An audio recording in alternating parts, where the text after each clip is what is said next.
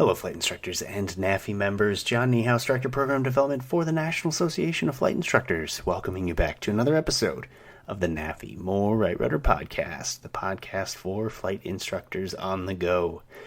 And today, our podcast is brought to you by 4Flight. And 4Flight has been, or Jeppesen Boeing 4Flight, has been a great friend of ours for years now, and they offer just an industry-leading discount to NAFI members. It's 33% off, and it's basically any plan, any product. If you want it, you can get a discount on it. So it's really great, and it's also really nice because, frankly, I mean, I know most of you out there probably use 4Flight anyways. And the discount itself, more or less, depending on the level, pays for your NAFI membership. So why get one when you could have both? So think about it next time you are signing up for or renewing for 4Flight. And if you're not a NAFI member, we'd love to have you. If you are a NAFI member, make sure you're using the discount because it'll save you a ton of money. So anyways, today's presentation is actually done by sort of a friend of the family. He's a CFII, an airshow pilot, stunt pilot, Guinness World Record holder. You probably know him from his instructional series with 4Flight, as well as probably his YouTube channel, Spencer Suderman.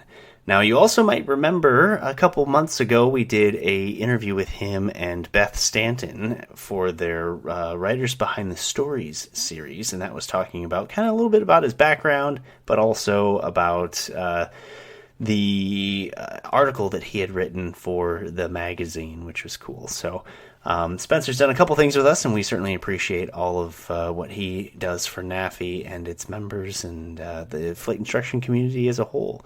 So this presentation was actually done at the NAFI Professional Development Center, this year's AirVenture, and it's called Undertaught Topics. And sort of the brief synopsis is that Spencer will discuss some, obviously, undertaught topics, things including slipping, stalls, spin phases, and even the most controversial topic, the impossible turn. So it's a really great presentation, something I think you'll enjoy, and I'd be remiss if I didn't mention if you could make sure you subscribe to the podcast, subscribe to the different things that that NAFI does, the Facebook page and Instagram and all the rest of our social media accounts. But we really appreciate you listening to the podcast, and if you could leave us a little bit of a review and maybe subscribe, we'd appreciate it. So once again, without further ado, Spencer Suderman, Undertaught Topics.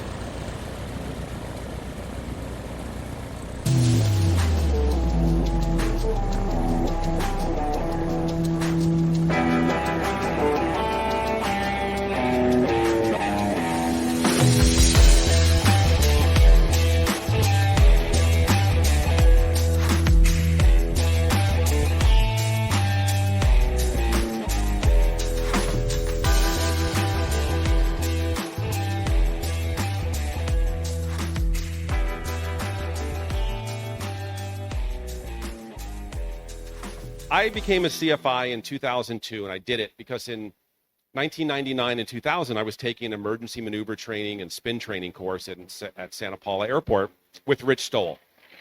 I never had any intention of becoming an aerobatic pilot, and I never had any intention of becoming an airshow pilot or a world record breaker. But after taking that training, I realized that every pilot who doesn't take that training is missing out on something very important in their tool bag of flight skills. So I became a CFI only to teach that training. And I'm proud to say in over 20 years of being a CFI, I have never made a new pilot, but I've made a lot of, and if you know me, you'll know why, but because I don't have a lot of patience for it. But I have made a lot of pilots much safer pilots and introduced a lot of people to the drug of aerobatics, which if you've never been upside down in an airplane, even in a brief aileron roll, it's better than heroin. I haven't tried it, but people tell me it's better than heroin. So anyway, that's who I am. So that's why I'm qualified to come here and talk to you today. So why this topic? I'm going to talk about 5 undertaught topics. I I wrote an article about this that was in the November-December issue of Mentor magazine, about 5, and notice they're not listed there. So I want it to be a surprise if you haven't read that as we roll through these. I promise they'll be a lot of fun, very controversial, and I can't believe the hate mail I get when I talk about things like slips. Amazing. Or maybe that's just me and my personality. But in the training I've done, where I teach mostly unusual attitude training, spin training, and get into some basic aerobatics, I've noticed that even most of my students are mid to high time pilots. And I've noticed they come with several shortfalls in their training. Use of rudder, amazing, right? That high time pilots can't use the rudder effectively. One of the techniques I like to use when I train people in a decathlon is on our first flight out, where we're just going to work on airmanship and stalls. I cover up the airspeed indicator and the ball, which freaks people out. Doesn't freak me out. I'm in the back seat. I'm not going to see anything bad happen. Their head's in the way. But it freaks pilots out. Well, how are we going to know when to take off if we can't see the airspeed indicator? Maybe we can feel it in the airplane. Maybe you'll just know. How do we know how high to pull the nose up into the proper climb attitude if we can't see the airspeed indicator? Well, we're going to learn how to learn that. And I'll tell you the secret. It's super easy. You've flown an airplane long enough, and your climb out speed is, let's say, 80 miles an hour like it is in a decathlon. How many years, how many hours have you spent looking over the nose and looking at how high the nose is above the horizon? Probably a lot. You're telling me you can't, if you've got some time in that airplane, you can't simply pull the nose up to that height above the horizon without looking at an airspeed indicator, right? That's the skill you should be able to develop, and that's why we cover up the airspeed indicator. Now, what about the ball? People, why are we covering the ball? We're going to cause a spin. Well, I hope we cause a lot of spins, because that's what you're here to learn. But I promise you're not going to cause a spin because you can't see the ball. So we're climbing out, and we're doing right rudder. And there we say, well, how do I know how much right rudder to use when I'm climbing out if I can't see the ball? Well, guess what? I'm going to show you. So we take off and climb out. And at about 1,000 feet, I tell them, take your feet off the rudder pedals. Oh, what? We're climbing. Right, take your feet off the rudder pedals, and of course we all know the plane is simply going to yaw to the left. And I say, where are you looking? Well, I go, well, over the nose. Why don't you look down the side of the airplane? I go, really? Yeah, how often do you look out the side window? They go, huh. How often do student pilots or pilots look out the side windows? They probably never turn their head. I've noticed that a lot. Never turn their head and look out the sides.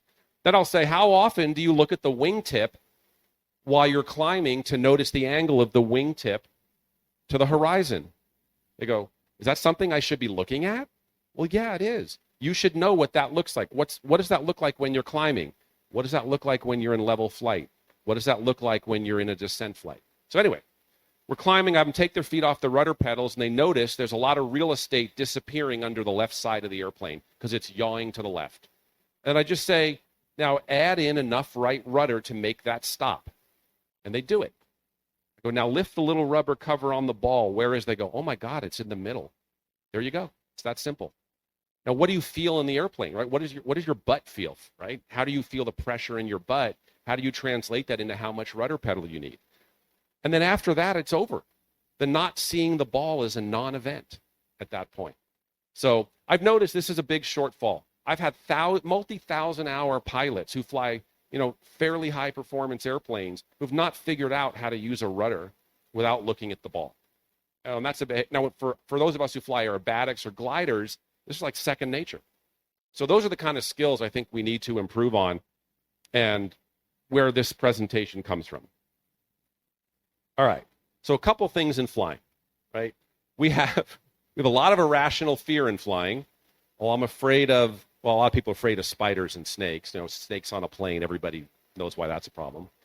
I wanted to throw some actual lines in from the movie, but apparently using all the words that a certain actor in that movie likes to use a lot was not appropriate for any audience, so I didn't. I asked Beth, my handler from NAFI, can I use those things that Samuel Johnson? She says, no, do not. Do not. Okay. But people are afraid of flying. Okay, they become pilots, they become unafraid of flying, great. But a lot of pilots are afraid of unusual attitudes. Now, I don't know what your definition of an unusual attitude is, but I don't have one because I like to fly aerobatics. So to me, all attitudes are usual. In fact, to me, it's unusual to not be upside down or at an extreme angle of bank, or fly along at knife edge, or go straight up, or how many people here have ever seen a window in front of them with nothing but the ground? Yeah, happens, right? Happens by accident, happens on purpose. A lot of fun when it happens on purpose. It's amazing when people see it for the first time because they become fixated on it and fly towards it for like what are you doing up there? Are you just enamored by the view of the ground and can't look in front of you? They go, yeah, kind of. So you have to be aware of that. That's ground rush, we call that. But anyway, people have irrational fears of crosswind landings. Maybe it's not irrational. But there are ways to teach it and do it. I'm going to show a lot of my presentation today when I finally shut up because you're tired of hearing me talk. I've got a lot of videos to show you with some of these techniques, which will be a lot of fun. And then we'll talk about them. We have a lot of myths in aviation, don't we? Like the Bermuda Triangle eats airplanes and they're transported to some weird place. Myth. But one of the big myths I hear a lot is spins can just happen. So let me ask the room. How many of you have ever been flying along in your airplane and the plane suddenly decided all by itself to stall and spin? Not even one person's going to put their hand up for that one? Like, it doesn't happen. Now, what are you doing when the airplane stalls typically? Anybody? Anybody ever do anything to make an airplane stall? Right, you're pulling back. That's how airplanes stall. I asked Beth, we did a blog. I said, Beth, what are you doing when airplanes stall? You know what she said? Yeah, pulling back. So that's what makes airplanes stall. And who pulls back the stick or the yoke? What's the pilot? So we know that on purpose when we teach stalls and spins. But what about in landing or traffic pattern accidents, like the infamous stall spin accident, which I think isn't so much of a spin, it's more of a spiral. That's another long discussion we can have. Pilots are inadvertently adding back pressure when they shouldn't. Right? So it's the pilot causing it to happen. So people have this irrational fear of stalling and spinning when it's something completely in their control. And what about fallacies? It's kind of one of my favorite. I love the flat earthers. They're my favorite group of people. I found a quote online from Shaquille O'Neal. He gave in an online interview where he actually said, and I wrote the quote right in there, I live in Florida, I go to California. When I drive, which I enjoy doing, because he's a big guy, he probably doesn't fit in small airplanes well, it doesn't feel like I'm going up and down over the curvature of the earth. Shaquille O'Neal said that. So when people like Shaquille O'Neal say those things, people go, that's it. The earth must really be flat. I believe it now. So a lot of that in aviation. And one of my missions in life has always been trying to dispel that. And notice I wrote up there that cross-controlled slipping or stalling while slipping, where you've got rudder in while you're stalling, does not cause spins. And I love the nasty grams I get. I hope I get some nasty grams from this audience today. But just because you stall with the rudder in doesn't automatically mean you spin. There are times when it will, but in a slip, it doesn't. So I have a video. I'm going to show that. All right, next. So first myth or first undertaught topic. Cross-controlled slipping stalls cause a spin due to rudder deflection. So ready for the video? Everyone have enough popcorn?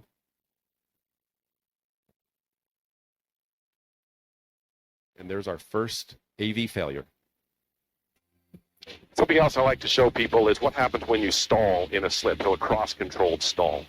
So what if you're slipping because you're needing to get down on the runway and you accidentally pull back too hard and stall? Shouldn't be a big deal. You simply look at the horizon, unload the yoke, which lets the wing fly again, and unstall the airplane and keep going. So let's do a little demo. We'll get down to a pattern speed. We'll pretend we're doing a forward slip towards the runway. So I put in my slip. I'm going to go right wing down, pull left rudder. Now, power out. I'm in my slip. And I'm just going to gently bring it up to the stall. There's that goat again. Up. Yoke's back. Really nothing happens. Little bit of a stall buffet, not a big deal. Let's do it the other direction. I'm slipping. I've got full right rudder in. I start pulling back too hard. I get that goat yelling in my ear. There's the buffet. really nothing happens. It's very docile and gentle. So again, something to go out and practice. Do it with your instructor if you're not comfortable doing this by yourself, but know what happens if you pull too hard when you're slipping the airplane. Slipping is a very important skill. Forward slips, turning slips, you should be totally comfortable. Okay, so let's talk about it for a minute. Has anybody had a different experience doing this in a Cessna 172 than I just showed you? Nobody. Well, that's good news. Now, there are some airplanes that have extremely large rudders, where if you put too much rudder in, you probably could just start to enter a spin. But in common trainer airplanes like the 172, you can see how docile stalling in a slip is. But let's explore this a little bit more. If you are slipping, you're typically doing it to get down to the runway, and your nose is going to be below the horizon. So again, a lot of the way I teach flying is visual. Right? It's all about sight picture and what you see looking outside of the airplane. Notice in that video how high the nose is above the horizon. Would you ever see that if you're slipping down to a runway? No. So in a normal slip, you would have to really, if you're here, you'd have to really haul back on the yoke or stick to get that nose high enough to even get it to stall. And what's the result? Just buffets a little bit, unload and keep going. So let's talk about that unload there. I say unload a lot. Some pilots don't know what that means. When you load up the wing, you give it a high angle of attack, usually because you're pulling back on the stick or yoke. Unload simply means release the pressure. So I get that question a lot. Well, because I say in my videos all the time, unload, and I forget not everybody, that word comes from aerobatics quite a bit. We talk about loading and unloading a wing. So it just means release the back pressure, lower the angle of attack. If people are doing slips correctly, they're really not at risk of stalling. But again, it's visual. If you can see the horizon above the nose of the airplane, it is virtually impossible to stall the airplane while you're slipping towards the runway. So it's really not a concern at all. Any questions? All right, let's move on. All right, this is one of my favorites. I like to do a lot of spins. So a spin entry is not a spin. Everyone's familiar with the phases of a spin, the entry, the incipient, the develop phase. Entry and incipient are kind of weird because incipient simply means the beginning of something. Yet, because the people who have engineering degrees and don't do enough flying have to always add extra words and ideas around concepts to make them more complicated, in my mind, you're either entering a spin or you're spinning. If you're spinning, you should use the tried and true pair recovery method. I'm sure I don't have to explain that to everybody here, right? Power off, ailerons, neutral, opposite rudder, elevator, unload. But we have a lot of instructors who don't have a lot of time spinning. And I very often get as students instructors who got their spin endorsement, usually in something that spins really excitingly like a 172. And they do some spins in a super decathlon. They realize they never actually spun an airplane. Because if you've ever tried to spin a 172, it's a hard airplane to actually get into a good spin. More often than not, it's a spiral. And I've been with instructors in 172s. I said, show me how you teach spins. And all they end up in is a spiral. So if you you start a spin, say from a power on stall, that's the most likely scenario where you're going to get into a spin with a student, right? And you're up there holding it, and all of a sudden the nose starts coming off to the left due to all the left yaw propeller tendencies. If all you do, I'm going to demonstrate this in a moment, if all you do is unload, the plane will just fly. You don't do anything else. You could even stay on the rudder if you want to.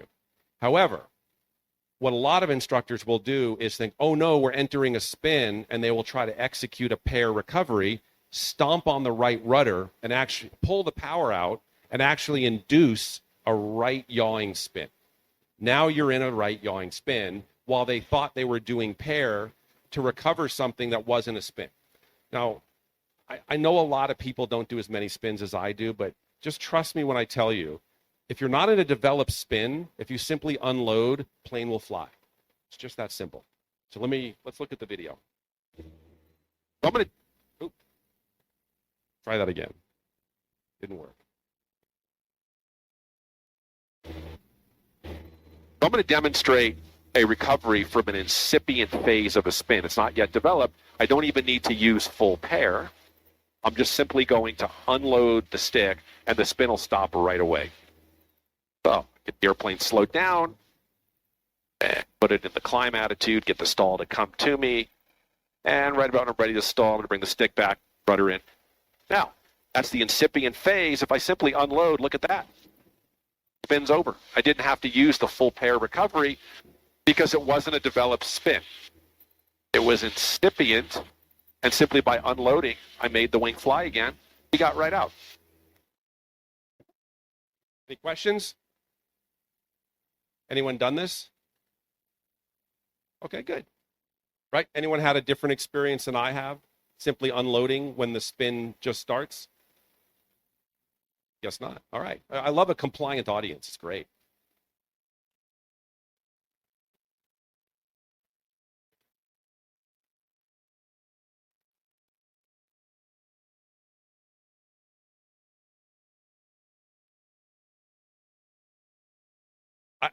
I found that just my experience. I agree with you. You need power to enter a spin, and that's part of the issue I think with teaching spins in a 172 is you have to aggravate the spin to even get it to spin. So to me, a good training airplane doesn't require an aggravated spin to make it spin. I agree with you; it'll do it, but you have to kind of coax it into it, and it's not necessarily, in my opinion, and a lot of people think my opinions suck. It's not a great way to teach spins because I think you should start with the most basic and simple spin entry before you teach things like entering spins in an aggravated mode. I get that that's realistic, but to me it's hard to building block a lesson around teaching spins if you can never teach the most basic spin entry, which is simply stall the airplane and give it rudder.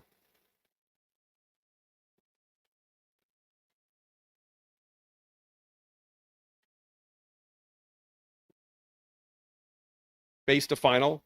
So that is typically a skid, right? Where a slip is one wing down and using top rudder. Top rudder is the rudder closer to the sky, aerobatic term. I love using the secret words only some of us know. But, right, you're using top rudder to slip. So you have an equilibrium of lift in this direction, yaw in that direction. When it stalls, there's nothing to make it go in either direction. However, the base to final turn's an interesting thing. What happens is people start to turn, realize this is what I've observed. Has anyone ever heard or told a student or a pilot you shouldn't do more than 30 degrees of bank in the pattern? Okay. Yeah. A lot of people say that. We can talk about whether you should or shouldn't and why later. However, a lot of pilots have that stuck in their head that in the pattern, they should not do more than 30 degrees of bank. So the typical setup for the base to final stall spin or stall spiral entry is there's a crosswind usually coming from the same side you're turning. So if it's a left turn, there's a crosswind from your left. So, and the lower time pilots will start the turn, realize they're going to overshoot. They hit the bank limit, right? I cannot bank more than 30 degrees. What am I going to do? Well, I'll just kick that nose over. So when you kick the nose over, and I actually have a lot of videos on my YouTube channel showing this in a plane like a decathlon, how you can just easily encourage the airplane into this kind of from a skid into a spin. So they're looking over the nose, they're turning, they realize they're still getting blown away. They kick in some rudder and start yawing the nose towards the runway. Visually, that makes it look like the nose drops towards the ground. What do? Nose is dropping, I better pick up the nose. So now what are you doing? You're starting to feed in all the elements of a spin entry. You've got a loaded up wing. You've got yaw in the direction of the turn, right? You're already slow. Most pilots forget that the more you bank, the higher the load it takes to the higher the right. It's easier to stall. You're closer to the critical angle of attack. And depending on how far they push the situation, they may suddenly find themselves simply departing. Now, Cessnas and decathlons and even extras in pits don't snap into these maneuvers. What they do is when they start to stall, the nose just starts to fall more. It's kind of a gentle, gradual thing. And as that happens, the more it falls towards the ground, the more they want to pick it up with the yoke or stick. And what are they doing? They're simply driving it into the high angle of attack further, and the plane just degrades, not into a spin, typically into a spiral. You know,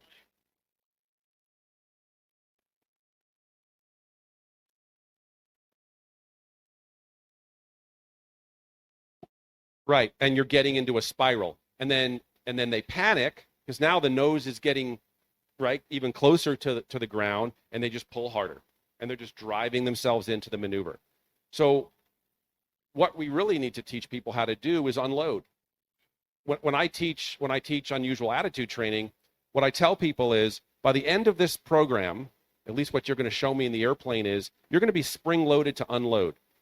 This startle and snatching back, and around the school I teach, we actually call it the startle snatch response. We need to unlearn that from you. I don't even know where you learned it, because to me it's not natural, right? It's natural to always want to unload and make the airplane fly. And again, we all have different, come from different places of experience and training. But if we taught people to be spring-loaded to unload, most accidents would be prevented before they even develop. So anyway, good conversation. Yeah.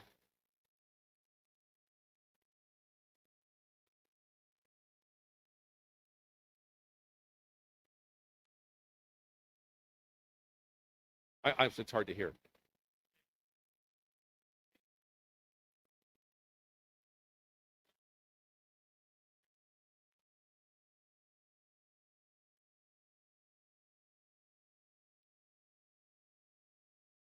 Mm.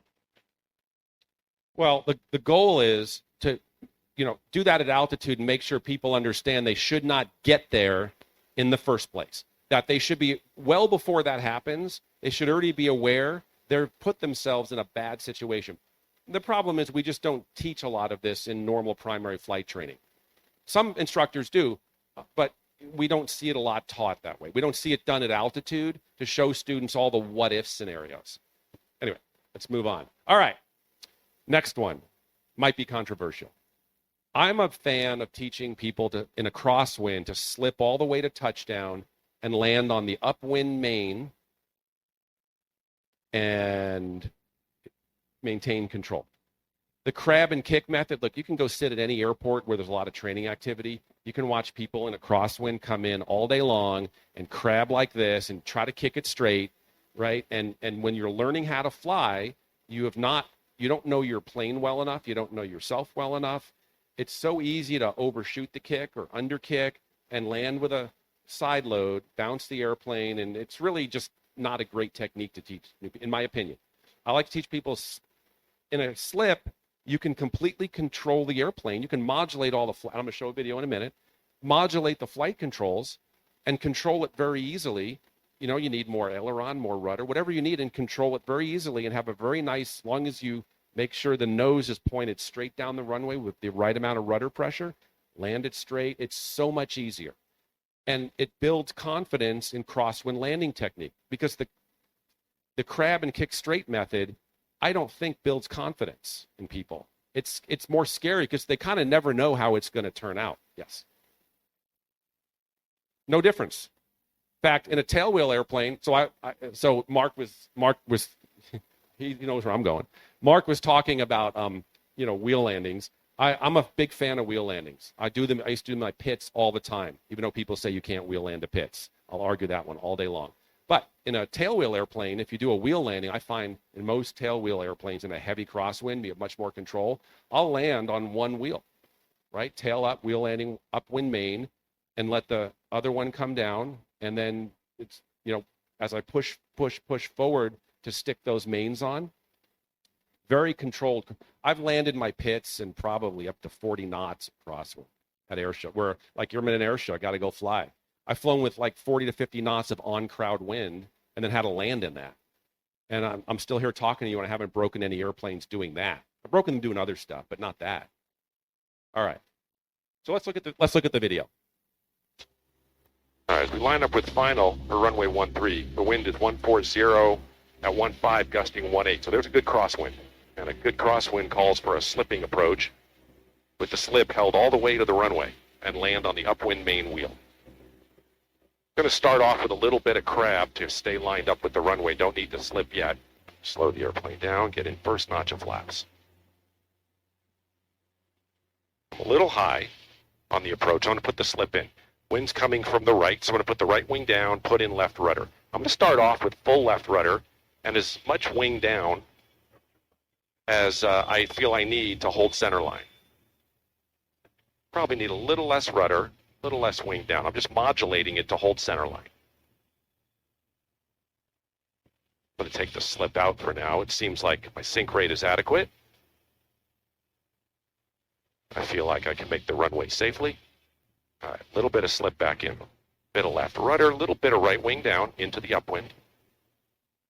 Power all the way out. Second notch of flaps in. I'm not going to go full flaps. And in a crosswind, we take our time. So I got full left rudder and just as much right aileron as I need. And I'm going to hold it off the runway as long as I can, landing on the upwind main. I got the runway made. Take your time in the crosswind. Get that nose up on the upwind main, other main, nose down. We got it. That's how you do a crosswind slip to landing.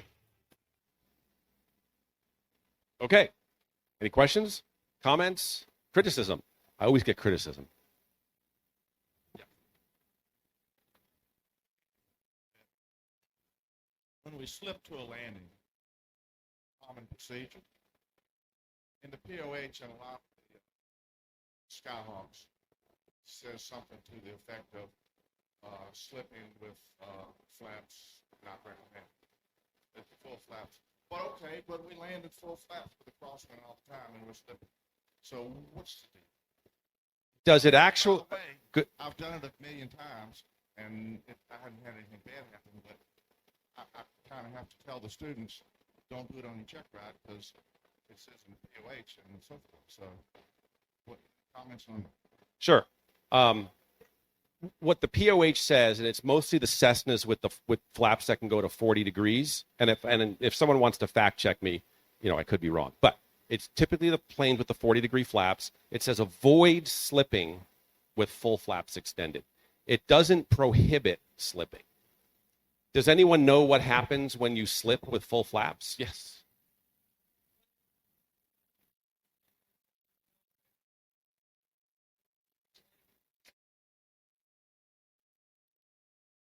So every time you slip with full flaps, you crash into the ground. Okay. I'll just tell you what my experience is doing it. And again, if someone has a different experience, I've never crashed doing it, I promise you. Oh, I wouldn't. Okay. So what happens is, you're right. When the flaps are down and you slip, you blanket the tail. That starts to set up an oscillation in the airplane, right, as the tail moves in and out of that airflow. If you go do this at altitude, and I would encourage you to go take a Cessna 172 up, put the flaps down, and if you have access to one that can do 40 degrees of flaps, go try it. Go at altitude and try it. What happens is it oscillates like this. However, once you do that for a little bit, you realize that oscillation is very understandable, and then you realize why it doesn't say it's prohibited or it just says avoid. So because it's not prohibited, please. I was just going to add to what you're saying. I think you're going there right there. It's not in the limitations section of the aircraft. If it were dangerous, it would be in the limitations section. And subsequently, later models of 172s, they've removed that altogether. Right. So if you know what happens when you do it and you realize the plane is simply going to oscillate, then you know what to expect when you do it. And I'm going to talk in another one of my topics here is going to be all about knowing how the airplane performs and how you perform as a pilot. But it is not actually prohibited. They're making you aware of what can happen when you do it. Yes. In that part in the Cessna POHs where it says avoid slips, there's an adjective in front of slips, and I forget exactly what it is, but I think it's something to the extent of avoid aggressive slips. There's nothing wrong with slipping with full flaps for the crosswind landing, just like you're saying. I didn't know there was a difference between aggressive slips and non-aggressive slips. Yeah. Yeah. So slips are an interesting subject, right? Yes. So I'm interested in the video that you showed. It looked like you were slipping excessive. Hold on. What's an excessive slip? So here's what I'm saying. The way I've always taught it is align with the runway heading using the rudder and the ailerons to control the lateral drift. It looked like you had more slip, more directional offset than is required that way. Was that my imagination? So good question. And maybe it's just how you see it versus how I see it. When I slip in a 172, I always start with full rudder because 172s don't have a lot of rudder. I mean, I've flown a lot of airplane. I've done a lot of pits flying. They have a big rudder for the size of the airplane. I've flown extras. Some have bigger rudder. Some have the tiny vestigial rudder, we like to call it. And I've flown decathlons, which have a fairly big rudder as well. You don't need all the rudder in those airplanes to do a very effective slip. In fact, you can slip an extra or pits at almost 90 degrees, and you can just slice down to the runway, level it out, and do a beautiful landing. At least I'm telling you, all the ones I've done that way are beautiful. But in a Cessna, they don't have a lot of rudder. I've found that to get an effective slip, I always start with full rudder and I start putting in enough bank to compensate for the amount of yaw the rudder creates to first get the airplane going straight, and then I line up with the center on. Then I'll modulate the rudder to keep it on center. But keep in mind the nose is off center, so you're really looking down the side of the cowling, and I'm just trying to keep the track of the airplane lined up with center line. Does that make sense? All right. Anybody else? Yes. So people are talking is less to get it right, and people go at altitude and they maybe are demonstrating very efficient, but as you get closer to the runway, much easier said and done that you're going to land on the one wheel, and there are too many moving parts with the nose down and the runway approaching. Do you have any tips and tricks to actually teach people to practice what you're saying here? Because again, I think what you're saying, you're an outlier, and I agree with you, but transmitting that information, making the student proficient is not easy. Right. I agree. And keep in mind, when I'm teaching people who are already pilots, who most of them, and again, mid to high time pilots, who I usually say, when was the last time you slipped an airplane? They go, oh, well, I mean, they can't even remember. So I end up kind of having to reteach it, and I just show them that. It's hard to unlearn things from people who recently learned them. However, if people have learned things and forgotten them or not practiced them, it's much easier to fix that behavior. I don't think, I mean, I do it a lot, right? I know I'm proficient at it, but I don't think it's a hard skill. It's like anything else. You just have to show it to people, get them to do it, coach them through it to a level of proficiency. And a lot of it's repetition. And one of the reasons I think people are afraid, a lot of people are just afraid to slip an airplane because it's uncomfortable. They feel the yaw, right? The nose down is a little uncomfortable. Without insulting any instructors, there's a lot of instructors who are just afraid, right? They're low time themselves. And they're just afraid of seeing nose down, seeing a window full of ground, and understanding how to control. They haven't developed enough experience yet to be comfortable doing these things and then pass that comfort level along to other people. I don't know how else to explain it, but I mean, you're 100% correct. It's hard to teach people how to land because they're afraid of the ground rushing up at them. And believe me, a Cessna approaching the ground is not, if you've ever done air shows and flown straight at the ground at 500 miles an hour, and pulled 8 Gs before you hit it at 200 feet, and that's ground rush. And they don't let people do that when you start as an air show pilot. You have to have so many air shows at every level to get down there. There's a reason they make you take a long time to fly that low. So let's move on, because I promise it gets more controversial. All right. St. Augustine Tower, Cessna 600 Bravo.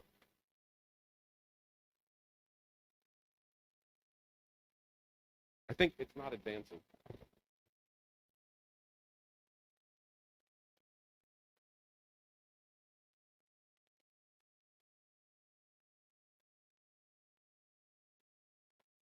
Did number 4 come up?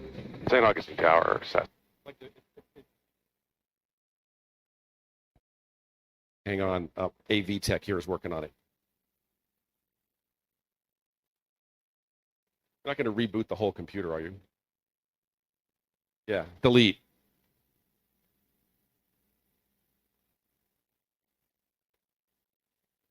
Yeah, sure.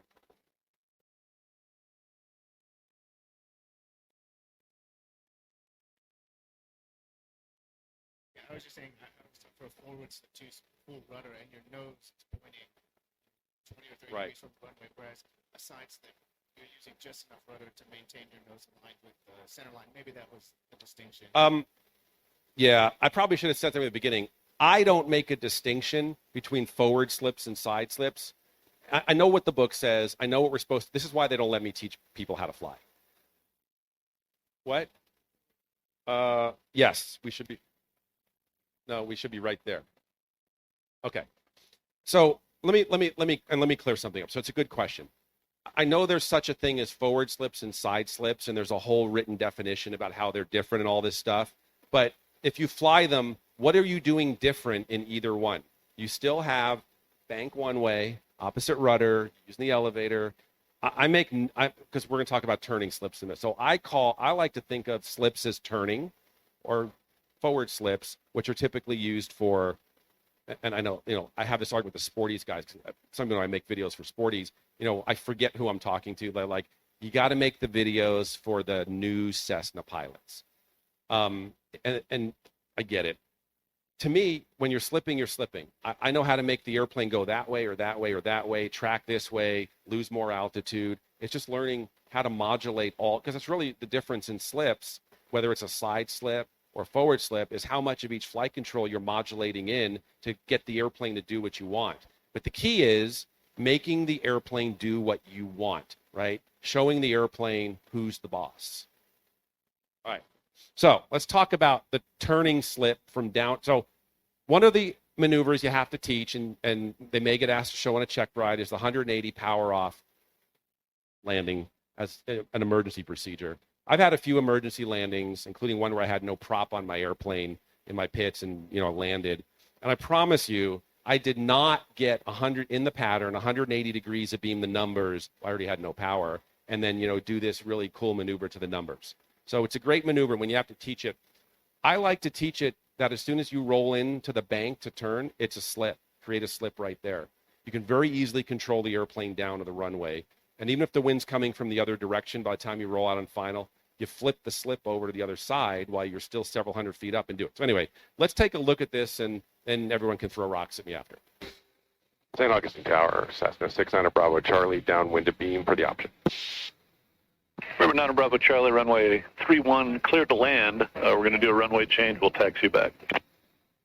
Clear to land, runway 31, 69 Bravo Charlie. Maybe I'll just make this the last one then. River 9 Bravo Charlie, roger. Wind 080 at 6. So the wind has moved around to 080, so it's really going to be off from the right side. Really good chance to work on the crosswind approach. Okay, as I'm turn, I've got full flaps in. I'm going to come in with top rudder. Wind 080 at 7. And just let the slip do its job. Turning towards the runway, in a slip, in a turning slip. I've got top rudder. I've got the right wing down. And I'm just tracking center line. Top 32 Alpha Kilo, proceed as requested. Even with the crosswind, I'm tracking center line by using the slip. I'm going to hold the slip all the way to the runway, land on the upwind main only.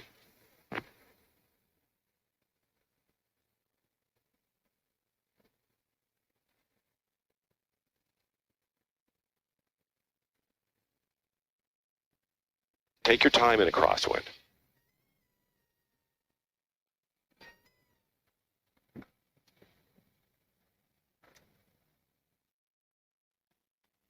Okay. Throw the rocks. This is how I like to show people how to do, in a cross. This is in a cross, not really a 180 power off turn, but the technique is the same. You can turn the airplane in a slip. And sometimes when you talk to people about turning in a slip, they look at me like I'm crazy for, any number of reasons, but for saying something like that. So anyone have a different experience or other experience? Wow, this is easy. Okay, next. Yes.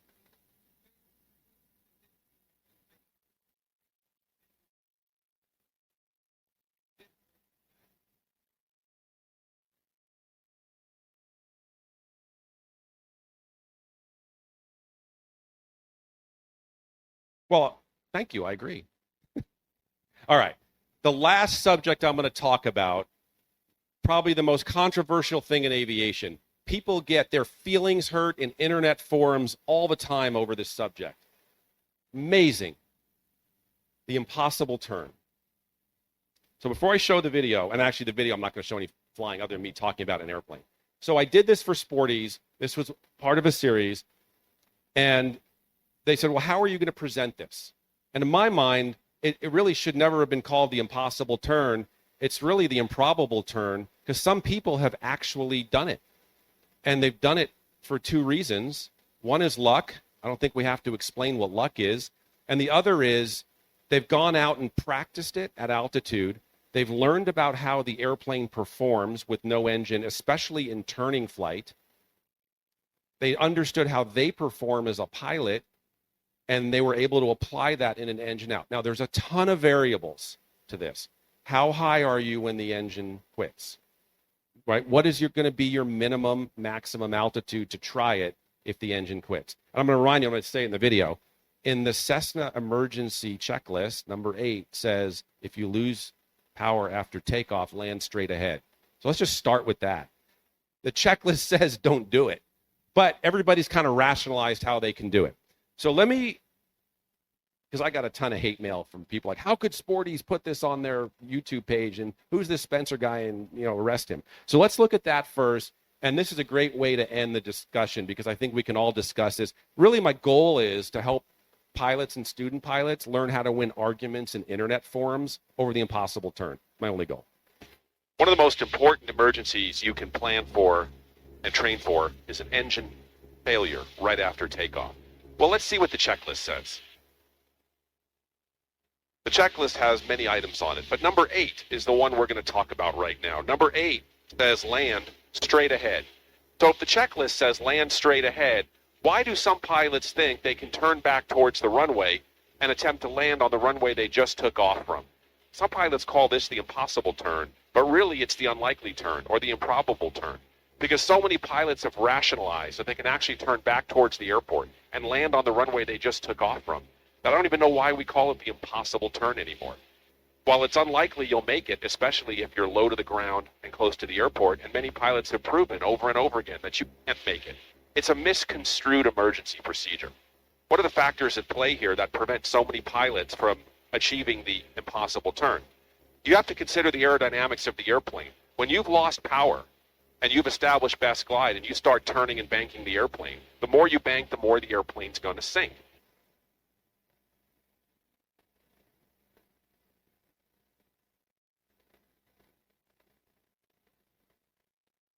Without power, the airplane cannot hold altitude. And if you try to hold altitude, you're most definitely going to have a stall situation, which you don't want in an engine out when you're trying to head back for the airport. The other thing to consider is, how proficient are you as a pilot? And this is probably the most important concern. How proficient are you as a pilot to maneuver the airplane in such a way that you can make the impossible turn or the improbable turn back to the airport? How often do you go out and practice this? How well do you know yourself? How well do you know the airplane and its performance capabilities? I'm not here to tell you how to do the impossible turn. I'm going to show you how to evaluate your airplane's performance and your performance and capability as a pilot to even think about attempting it. And by the way, in an emergency, that's the last time you want to try something that you have never practiced before. In emergencies, we execute the maneuvers we've already practiced and have demonstrated proficiency in. So if a checklist says you should land straight ahead, why would you decide at the last moment that you can turn back towards the airport, especially if you haven't practiced it and don't know the parameters of the airplane, and if it's even possible? All right. Throw the rocks.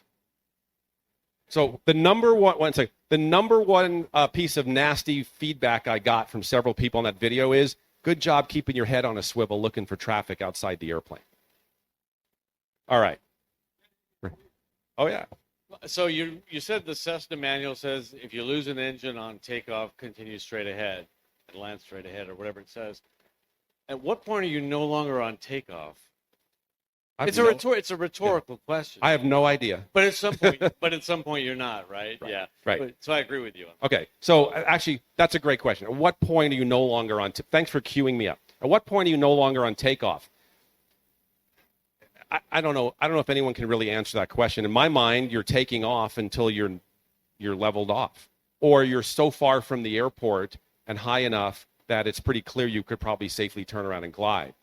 My point in teaching, and in the video that I did, I actually go and show people what happens when you pull the power and I did bank angles of different, varying bank angles to show sink rates. And at 45 degrees of bank with no power, if you don't try to hold altitude, you can get up into, 1,100 foot per minute sink rates. And everyone should go up and try it. So when someone says, well, impossible turn, my first question is, when was the last time you went up and tried it in an airplane to understand how it performs? So let me ask, right, that's my first question. Second question, you take off from a runway, you lose your engine, are you going to make your first turn to the right or the left? And that's when they just get a blank stare, right? It's dependent on the wind. Turn into the wind. If you turn downwind, if you turn away from the wind, you're going to get blown so far away from the airport, you're never getting back. And you're going to have to somehow if you just do a 180 turn, you're probably going to land in the parking lot by the restaurant. So somehow you've got to do some form of 90 to 70 or, pick your numbers. But you have to go out and try it, at a safe altitude and just understand how an airplane performs and what altitude would you even try to turn back? So kind of to your point, right? How high do you have, what's the minimum or maximum where you might be able to do it? If you have a really high performance airplane that climbs really fast, you might not be able to get back down to the airport and you might still be relatively close. So the last emergency I had was my prop came off my airplane and I headed towards an airport that was 2 miles away. I didn't head for the airport. I headed a mile off the runway. I knew what kind of speed I had. I knew my airplane. And there's a story in AOPA with my actual flight track about this. Just look up Spencer Suderman lands his propless pits. If you look at the flight path, I went a mile off the end of the runway. I spiraled down until I felt I could make it, rolled out of that, headed for the end of the runway, slipped it, and got it to land. I was off. It's a 4,000-foot runway at Whiteman Airport in Los Angeles. I was off. I almost rolled off at the intersection in the middle in front of the tower. I had to get out and push. So anyway, okay, so let me ask a question. My favorite things to do to pilots. On climb out, I'll wait till we're at a safe altitude, not low. We're climbing out, right? We're at whatever speed, we're 80, 75, whatever. I like to quickly pull the power off the airplane. What should you do if the power suddenly, you're in a climb out, what should be your immediate response when you lose power? Don't all answer at once. Right, push the nose down, right? We all know that. We're sitting here, we can think about it. We all know what we expect the student or the pilot to do. How many times have you ever just pulled the power out and watched them sit there with the nose up, wondering what to do next? I've seen that a bunch. Mid to high, remember, I typically fly with mid to high time pilots. I've just pulled the power out, and I do it kind of aggressively because I'm kind of a jerk. But I just go, and they usually, I literally saw one guy try to jump out of it. He was like, what just happened? You tell me, what just happened? Like, is it quieter in here now? That's your first clue. Anyway, but the first thing you got to get people to do is get the nose down. To your point, VX, VY. In an emergency, it's a little hard to get people to think that technically. They should get the nose down and look for best glide speed, whatever's called for, 55, 75, 80, whatever airplane you're in. So my whole thing on the subject is I can't teach you how to do the impossible turn. I wouldn't even try. And when I made the video for Sport, remember, you got to remember who Sporty is, right? They're a fairly conservative organization in putting content out. And I'm not really a very conservative type of, I'm a provocateur, if you will. And we had a lot of conversation about how to present this topic before I shot the video. You can't tell people, and I don't even think you should teach people that it's a good idea to do it. I think you should, if you focus on doing what you said, teaching people how to understand their airplane, how it performs, how you're able to manage the airplane, that's all you can do. And hope people make the right decision. Hope's a very bad strategy, but we'll hope people make the right decisions when an emergency happens. Yeah, right. The possibility exists. Anyway, I think my time is up. I'm not that hard to find online. If anybody wants to send me hate mail, that's fine. Thank you all very much for your time today.